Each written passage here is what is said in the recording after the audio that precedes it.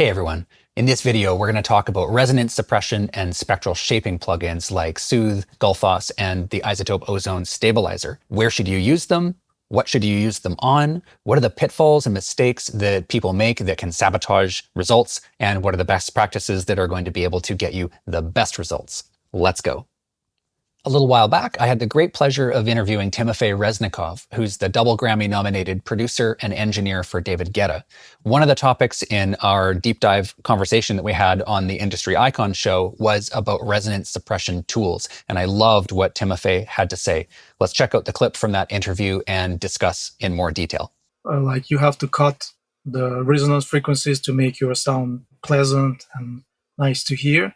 But I see usually people overdo it, and then they lose actually the feeling of the presence. So the sound is started being very like just soft and nice. But when you do all your treatments for the whole track like this, you will have like the volumes. You can press more. You start to saturate, but sound. The perception of the sound is like it's not loud enough. You hear exactly the same LUFS track as a reference, but yours feels like it's -5 or -10 dBs. So that's the first interesting point, is that the resonance suppression tools can make things sound smooth, which on the surface seems good. Smooth is good, usually, but he's saying that it can make them sound quieter, especially even when loudness matched against another song.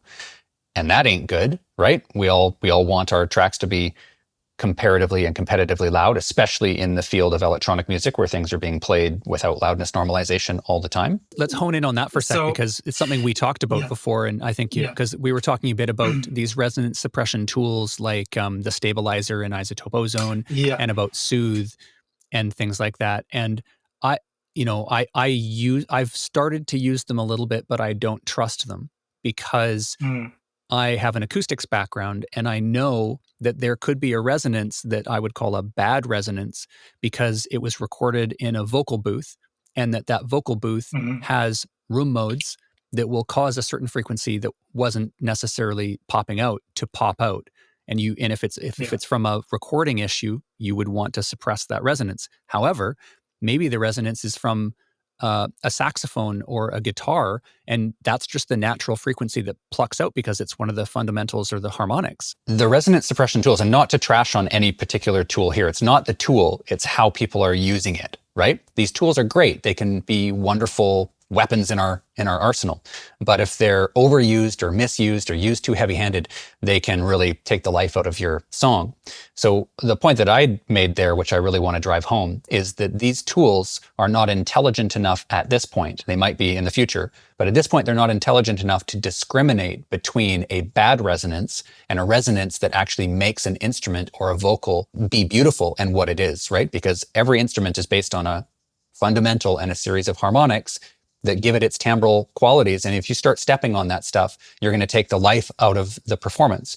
But there are clearly bad resonances that are from recording issues, production issues, that should be and can be suppressed, right? So because the tool can't discriminate, you need to be able to discriminate as the user of the tool. And that's where some of these best practices come in.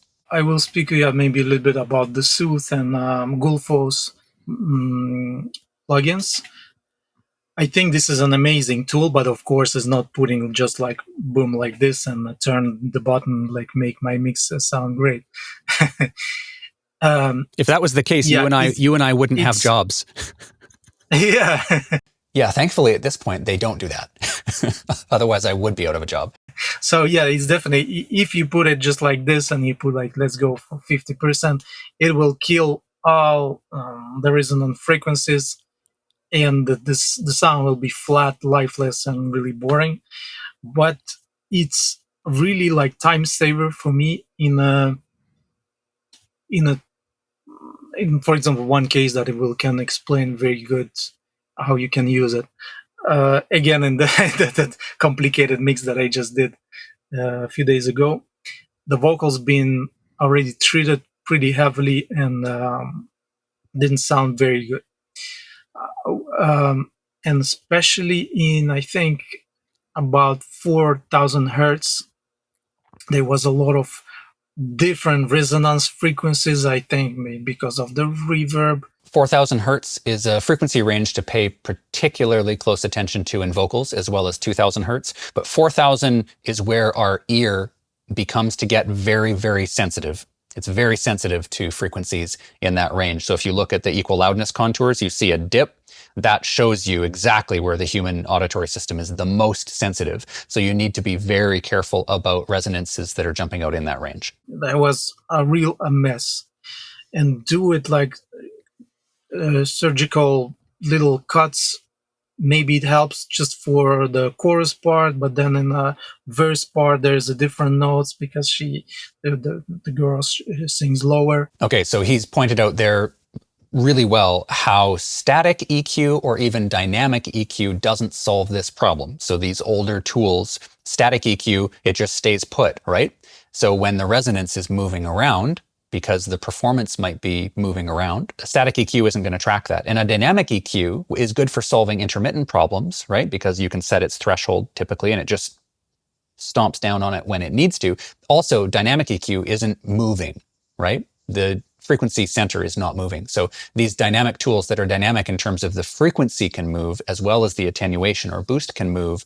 These are what we're talking about here, and they're definitely a step ahead of the traditional methods.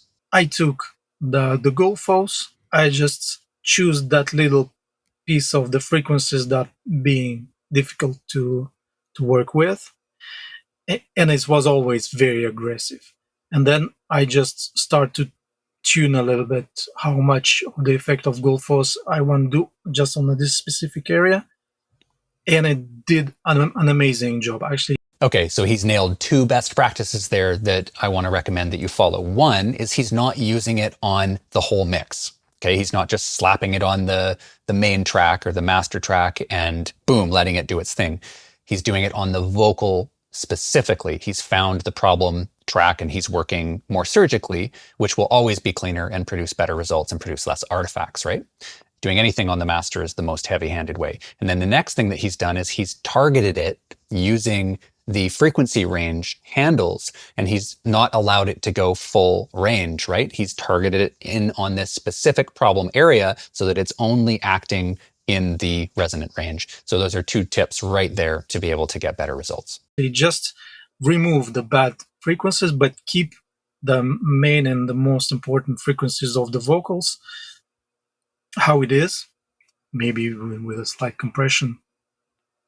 And this is really a huge time saver, and maybe I won't even be able to do as good results just with a regular compressor or even multiband compressor.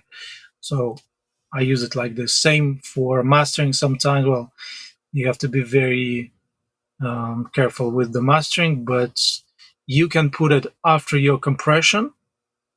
Also on the problematic frequencies, usually it's high frequencies that I use. For example, I made one mix master and I didn't have enough very, very like last high frequencies on the percussion shakers, like this nice, very noisy, very last high frequencies.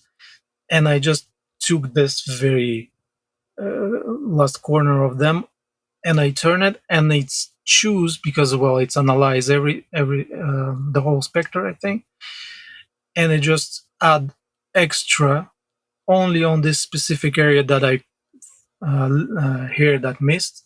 Okay, so again, now he's talking about using it in mastering, and he's talking about targeting the frequency range again. So he heard, using his ears, his own judgment as an engineer, that it was a little bit dark up top. He wanted some sparkle, and he wanted to enhance that. He targeted in the frequency range and said, hey, only play with this stuff here, and then you can change the amount so you're doing much more gentle moves on the master.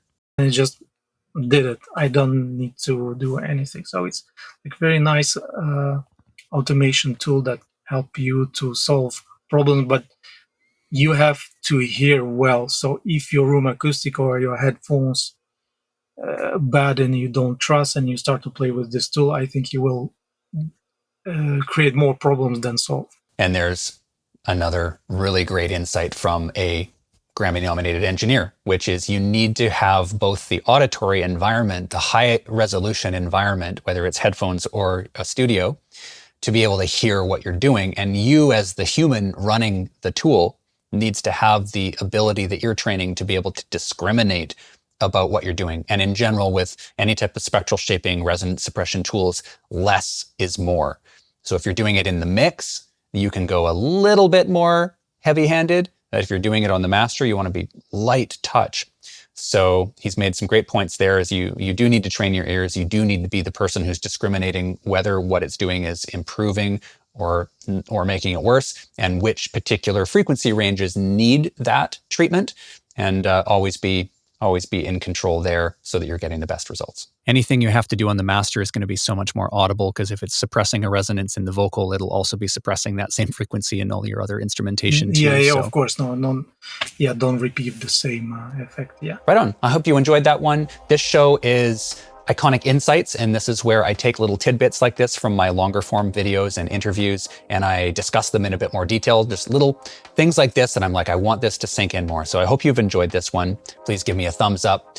Let me know in the comments what you thought about this, if you have any questions. And if you want to watch the entire deep dive interview on our Industry Icons show with Timofey, which I highly recommend you do because he's just brilliant, and it's packed with insights and nuggets like this, I'll drop a link to his full show in the video description below. And if you want to follow the entire playlist of Iconic Insights, because I have many other of these short form videos from other engineers that I've worked with, I'll drop the link to that playlist below as well. Thanks so much for watching, and I will catch you on the next video. Bye for now.